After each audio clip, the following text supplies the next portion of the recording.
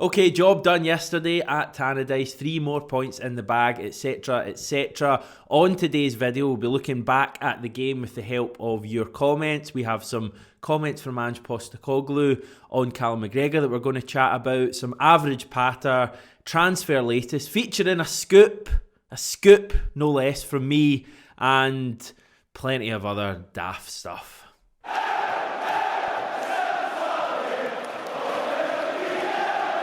And as is custom on these Mondays, we take a look at the league table.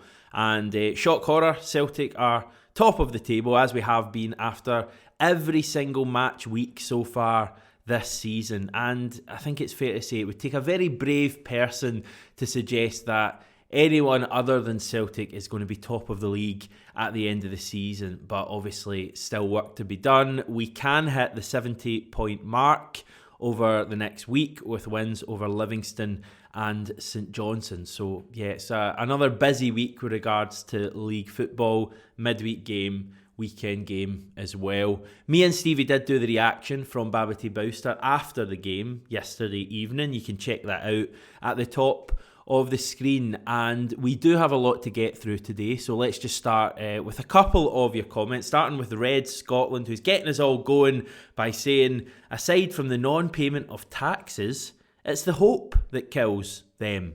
Title in the bag, 53-1, stick the kettle on Mick. Yes, mate, that is exactly what we want to see at the start of a brand new week. Really get the blood pumping and remind the other lot who is boss in Scottish football. I don't think they really needed reminding. Well, they could look at this again, I suppose, if they needed reminding. I don't know if any of them still watch the channel. I think they do from time to time, which is bizarre if you ask me. But hello, other lot. How's it going? Hope you're well. Yeah, it's been amazing since we came back from the World Cup. I mean, to be fair to them, they've been pretty faultless. I think they've got the exact same record as us in terms of having won every game apart from the derby. And had we had any slip-ups at all, stating the obvious here, it would have been at the very most 7 points clear. We would have been ahead. So I think it's a real credit to this Celtic team that quite a lot of the time we've been playing after they've won as well, that we've just kept going. We've not given them any room for encouragement, any slip up at all that they've been craving, and it must be soul destroying for them every single week, thinking we've done the business, it's down to 6 points. Oh no, it's not, because Celtic have won again. So yeah, it's good. 15 games to go, 13 by the end of this week. As I've said a few times over the last few months, if we keep doing the business and keep winning, the games are going to rapidly run out for them. And I think if we win every game up until the next derby at Celtic Park, you're probably going to look at that game as being a potential clincher for us to win the league. So, yeah, it's all looking good, if you're a Celtic fan, of course. Next up, we have Charles Sweeney saying, top job. Again, coming strong for the second half of the season. Again, a wee bit similar to what I was just saying there. It's an interesting comment from Charles because Ange actually referenced the whole team peaking at the end of the season thing that he did a lot last season. You'll probably remember that the last kind of 3 months of last season, Ange kept saying that, and people, it really kind of turned into a bit of a talking point. And yesterday in his BBC interview after the game at Tannadice, right at the end, was the first time I've kind of heard him mention that whole thing about us being strongest at the end of the season. So I would say that's pretty ominous for the rest of the league. When you think of how strongly we finished last season, and you think that this year, on top of all of that, we have a 9-point advantage already, and we've only lost one domestic match up to this point. And yet, Ange still wants us to get better. It's, as I say, very, very ominous for the rest of the league. Elsewhere in the comments, that's all I'm reading out for now, but there are plenty of Aaron Moy loving, understandably. I thought he was great again yesterday. That's nothing new, though. He has been so consistent, so good, probably our best player since the World Cup, and I love him, basically. Aaron, I love you. I know I met you in Tesco that time, and I was a bit drunk and probably annoyed you. But I just want you to know that I'm sorry and that I love you. So yeah, I thought it was a pretty routine result yesterday. Never really in doubt, even though it was goalless at half time. I got the sense from the Celtic support that we were all pretty calm about that. Complete faith in the team to get the job done, even though we hadn't scored by the break. I think we played good football throughout the match, and going to a ground like Tannadice and winning like that is kind of all we can ask for. So good job, Celtic. And we even got a penalty. Well, kind of two, but whittled down to one by VAR. From the legends at Clydesdale House, a venue that we would never criticise, of course.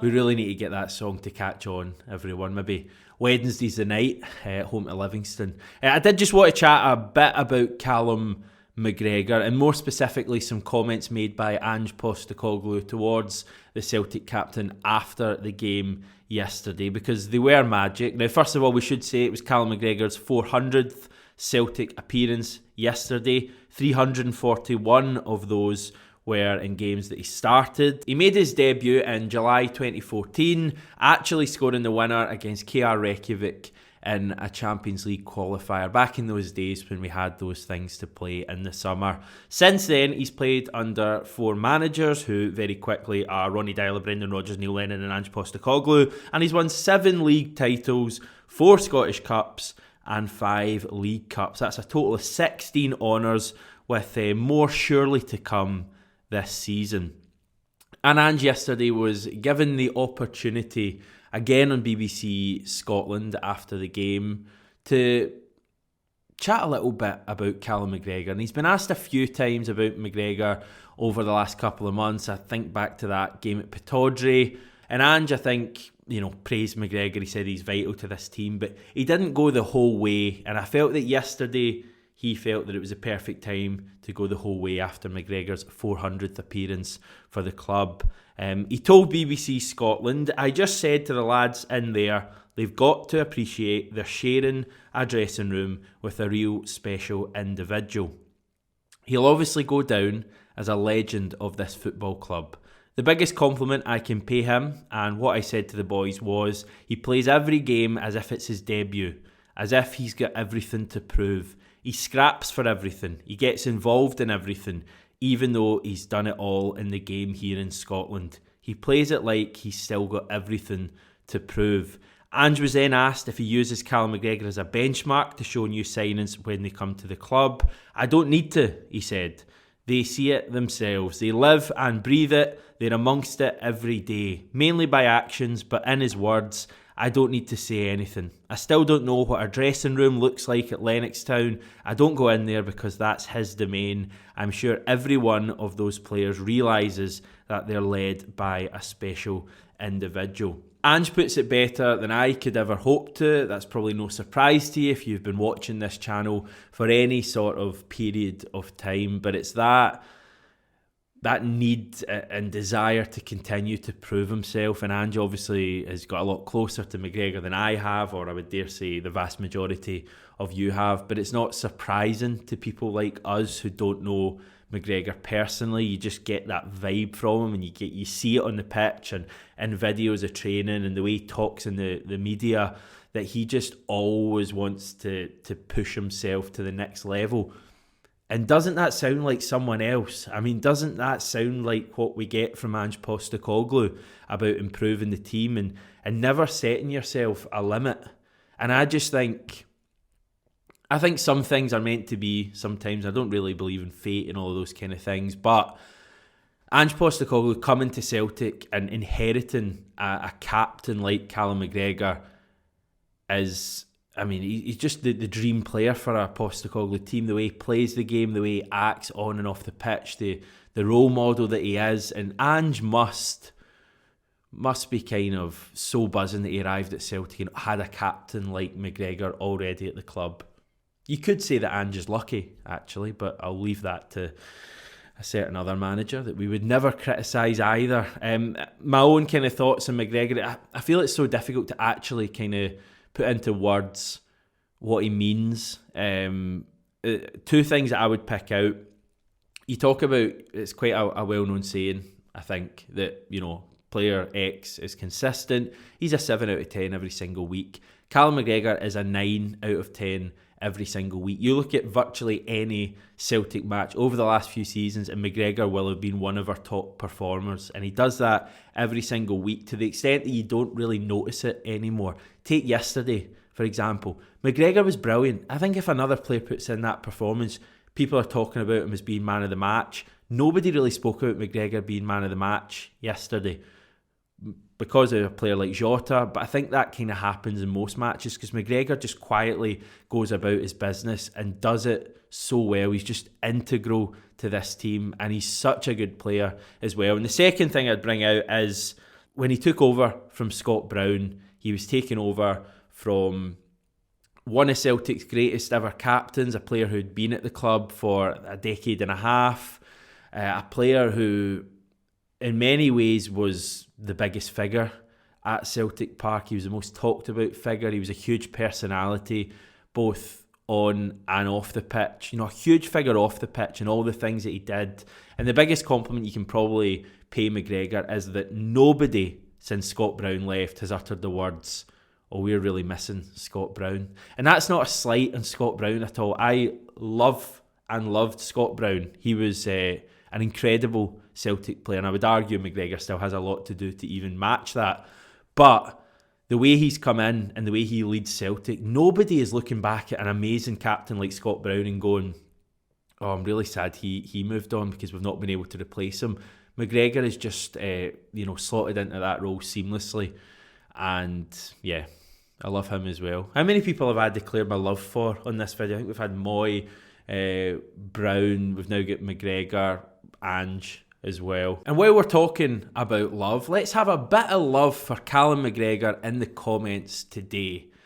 So if you're watching this, even if you don't normally comment, just get a wee comment in on this video, letting us know what Callum McGregor means to you as a player, as a figure, because I feel like sometimes we kind of take him a little bit for granted, and I just think he's brilliant. So give that a go. While I've got your attention, by the way, and this is a bit where I start to blush a little bit, you may already have heard this, but I've written a book on Ange Postecoglou and Celtic. I'll give you a very brief synopsis, which I believe is the right word.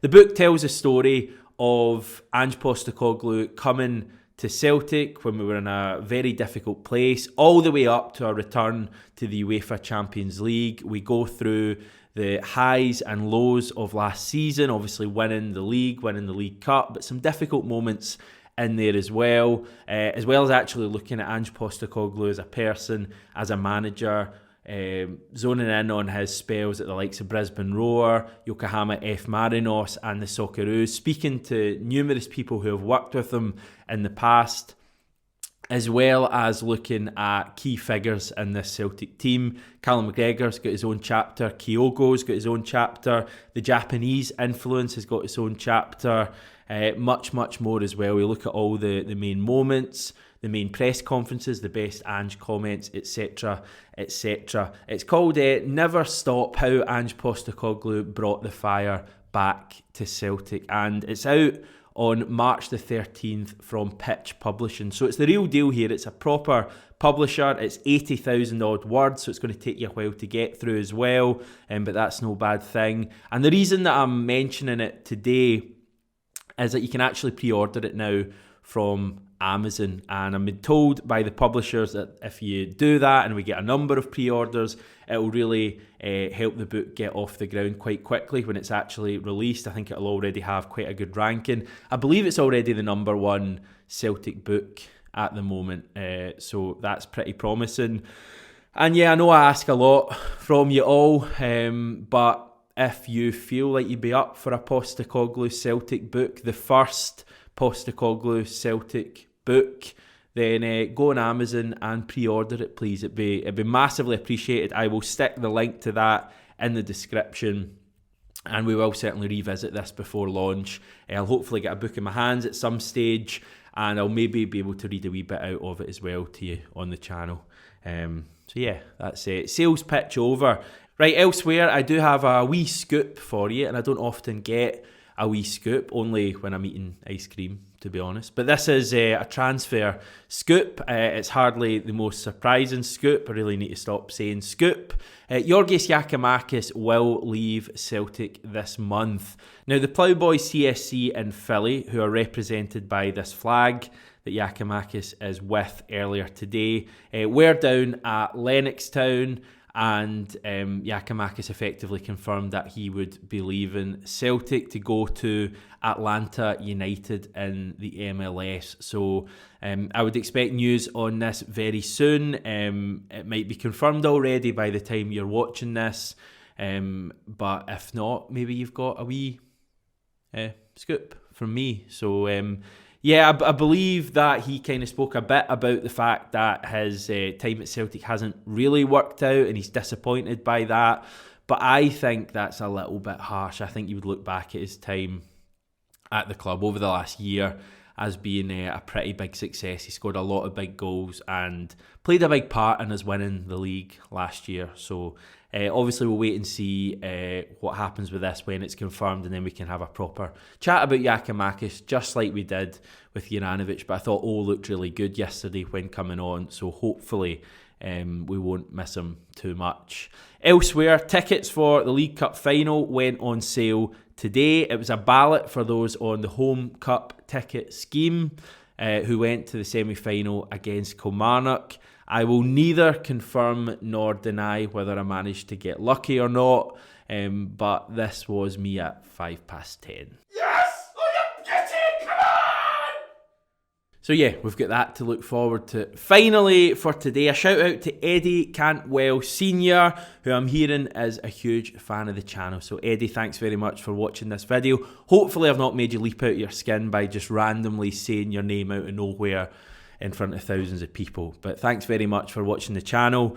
And yeah, we'll be back tomorrow, everyone, when we are, of course, looking ahead to the game against that great free-flowing side, Livingston.